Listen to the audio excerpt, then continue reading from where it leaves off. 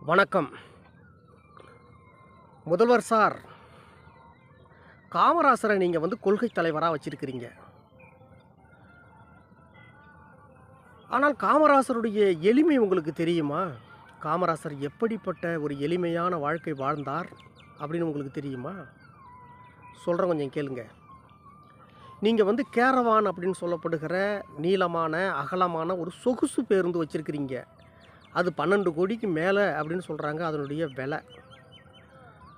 அதற்கு அடுத்தது நீங்க எங்க போனாலும், வந்தாலும் தனி விமானத்தில தான் போறீங்க, வரீங்க. உங்களுக்கு தனி விமானம் இருக்குங்க.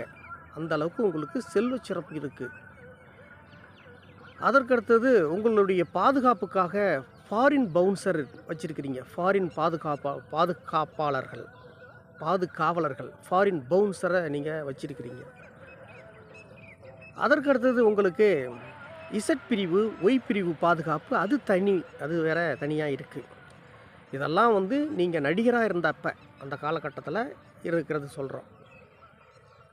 இப்ப நீங்க முதல்வரான பிறகு உங்களுக்கு அ காவல்துறையே உங்களுக்கு உங்க கட்டுப்பாட்டில தான் இருக்கு. அது வேறு.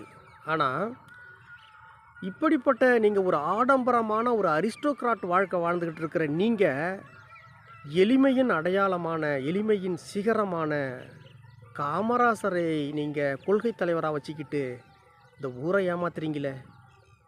அ என்ன இது சொல்லுங்க? இதையெல்லாம் தமிழ்நாட்டு மக்களும் பார்த்து கொண்டு தான் இருக்கிறாங்க.